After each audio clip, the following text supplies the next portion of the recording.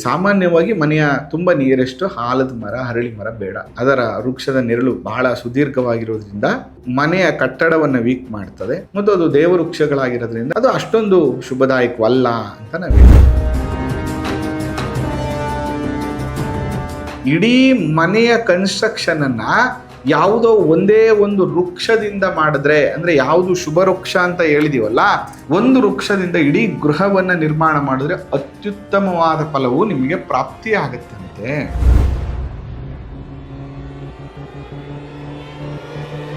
ಯಾವ್ಯಾವ ದಿಕ್ಕಲ್ಲಿ ಯಾವ್ಯಾವ ವೃಕ್ಷಗಳನ್ನ ಬೆಳೆಸಬಾರ್ದು ಅಂತ ನಾನು ಹೇಳಿದ್ದೇನೆ.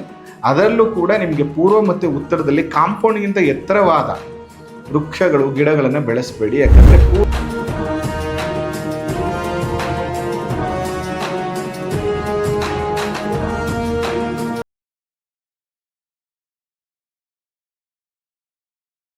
ಶ್ರೀ ಗುರುಭ್ಯೋ ನಮಃ.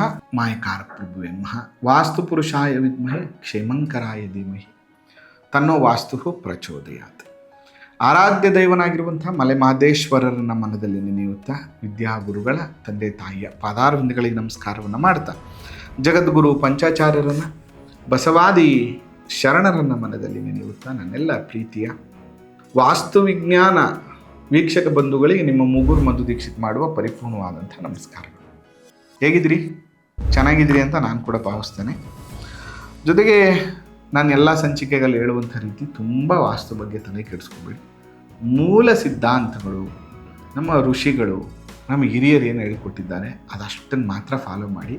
ತುಂಬ ಜಾಸ್ತಿ ಹೊಸ ಹೊಸ ವಾಸ್ತುಗಳು, ಹೊಸ ಹೊಸ ಭಯಗಳು, ಯಾವುದಕ್ಕೂ ಟೆನ್ಷನ್ ತಗೋಬೇಡಿ. ಒಂದೊಳ್ಳೆ ಗಾಳಿ ಬೆಳಕು ಬರಬೇಕು, ಒಂದಷ್ಟು ವಾಸ್ತುವಿನ ನಿಯಮಗಳನ್ನು ಪಾಲನೆ ಮಾಡಿದ್ರೆ ಸಾಕು, ನಿಮಗೆ ಅನುಕೂಲ ಆಗುತ್ತೆ. ಮನೆಯ ಸುತ್ತ ಇರುವ ವೃಕ್ಷಗಳು ಯಾವ್ಯಾವ್ದು ಇರಬಾರದು, ಯಾವ್ಯಾವ ವೃಕ್ಷಗಳು ವೇದೆಯನ್ನು ಕೊಡ್ತದೆ, ಅಂದರೆ ತೊಂದರೆಯನ್ನು ಕೊಡ್ತವೆ, ಇರಬಾರದು ಅನ್ನುವಂಥದ್ದನ್ನು ತಿಳಿಸಿದ್ದಾರೆ.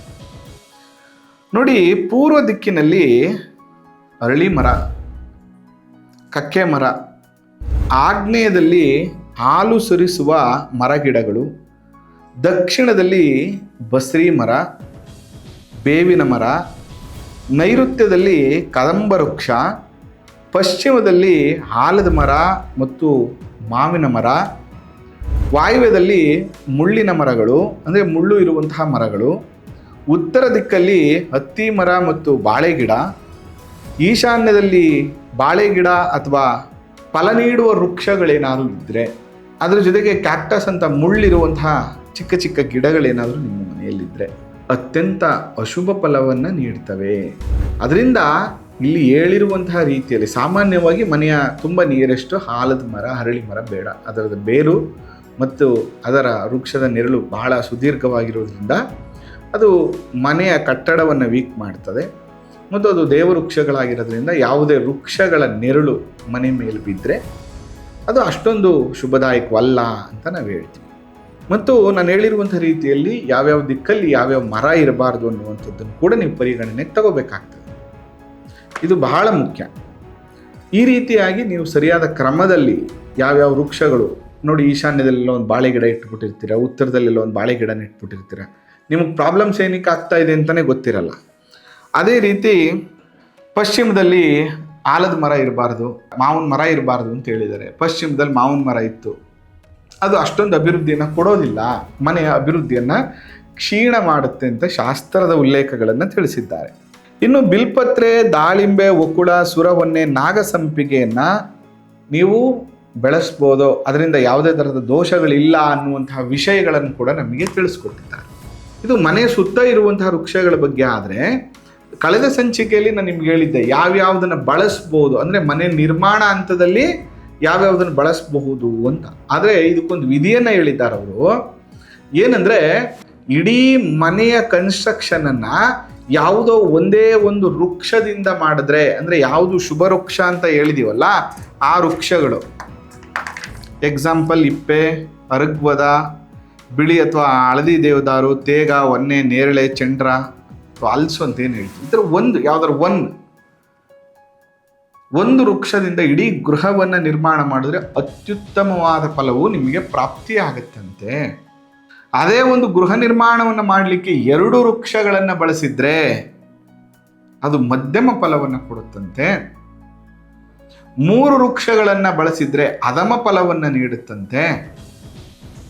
ಅದರಲ್ಲೂ ಕೂಡ 3ಕ್ಕಿಂತ ಹೆಚ್ಚು ವೃಕ್ಷಗಳನ್ನೇನಾದರೂ ಒಂದು ಗೃಹ ನಿರ್ಮಾಣಕ್ಕೆ ನೀವು ಬಳಸಿದ್ರೆ ಮನೆಯ ವಂಶವು ನಾಶವಾಗುತ್ತದೆ, ಆರ್ಥಿಕ ಸಂಕಷ್ಟವು ಹೆಚ್ಚುತ್ತದೆ, ಯಜಮಾನಿಯು ಅಭಿವೃದ್ಧಿಯನ್ನು ಕಾಣುವುದಿಲ್ಲ ಅಂತ ಶಾಸ್ತ್ರ ಉಲ್ಲೇಖ. ಅದರಿಂದ ಆದಷ್ಟು ಒಂದು ವೃಕ್ಷಗಳನ್ನು ಬಳಸುವಂಥದ್ದು ತುಂಬ ಒಳ್ಳೆಯದು. ಜೊತೆಗೆ ಕಳೆದ ಸಂಚಿಕೆಯಲ್ಲಿ ಹೇಳಿರುವಂಥ ರೀತಿಯಲ್ಲಿ ಯಾವ್ಯಾವುದನ್ನು ಬಳಸಬಾರ್ದು ಅನ್ನುವಂಥದ್ದು ಕೂಡ ನೀವು ಭಾಳ ಎಚ್ಚರಿಕೆಯಿಂದ ಗಮನವನ್ನು ಕೊಡಬೇಕು. ಪ್ಲಸ್ ಅದರ ಜೊತೆಗೆ ಭಾಳ ಮುಖ್ಯವಾಗಿ ಯಾವ್ಯಾವ ದಿಕ್ಕಲ್ಲಿ ಯಾವ್ಯಾವ ವೃಕ್ಷಗಳನ್ನು ಬೆಳೆಸಬಾರ್ದು ಅಂತ ನಾನು ಹೇಳಿದ್ದೇನೆ. ಅದರಲ್ಲೂ ಕೂಡ ನಿಮಗೆ ಪೂರ್ವ ಮತ್ತು ಉತ್ತರದಲ್ಲಿ ಕಾಂಪೌಂಡ್ಗಿಂತ ಎತ್ತರವಾದ ವೃಕ್ಷಗಳು ಗಿಡಗಳನ್ನು ಬೆಳೆಸಬೇಡಿ. ಯಾಕಂದರೆ ಪೂರ್ವ ಮತ್ತು ಉತ್ತರದಿಂದ ನಮಗೆ ಯಥೇಚ್ಛವಾದ ಗಾಳಿ, ಬೆಳಕು, cosmic energy, magnetic energy, solar energy ಬರೋದರಿಂದ ಅದರ ಬೆಳಗಿನ ಎನರ್ಜಿ ನಮಗೆ ಬೇಕು, ಆ ಬೆಳಕು ಬೇಕು, ಆ ತಿಳಿ ಬಿಸಿಲು ಬೇಕು. ಅದರಿಂದ ಅನೇಕ ವಿಟಮಿನ್ಸ್ಗಳು ನಮಗೆ ಸಿಗುತ್ತೆ ಮತ್ತು ಆರೋಗ್ಯ ತುಂಬ ಚೆನ್ನಾಗಿರ್ತದೆ. ಅದರಿಂದ ತುಂಬ ಎತ್ತರದ ವೃಕ್ಷಗಳನ್ನು ಬೆಳೆಸಿದಾಗ ಅಲ್ಲಿಂದ ಪ್ರಾಪರ್ ಗಾಳಿ ಬೆಳಕು ನಮಗೆ ಬರೋದಿಲ್ಲ. ಅದರಿಂದ ತುಂಬ ಎತ್ತರದ ಗಿಡಗಳನ್ನು ಪೂರ್ವ ಮತ್ತು ಉತ್ತರದಲ್ಲಿ ಬೆಳೆಸಬೇಡಿ ಅಂತ ಹೇಳ್ತಾ ಈ ಸಂಚಿಕೆಯನ್ನು ಮುಗಿಸ್ತಾ ಇದ್ದೇನೆ. ಮುಂದಿನ ಸಂಚಿಕೆಯಲ್ಲಿ ಮತ್ತೊಂದಷ್ಟು ವಿಚಾರಗಳ ಬಗ್ಗೆ ನಾವು ಚರ್ಚೆ ಮಾಡೋಣ. ವಾಸ್ತು ಪುರುಷ ದೇವತಾ ಅನುಗ್ರಹ ಪ್ರಾಪ್ತಿರಸ್ತು. ಮಲೆ ಮಹದೇಶ್ವರ ಅನುಗ್ರಹ ಪ್ರಾಪ್ತಿರಸ್ತು. ನಮಸ್ಕಾರ.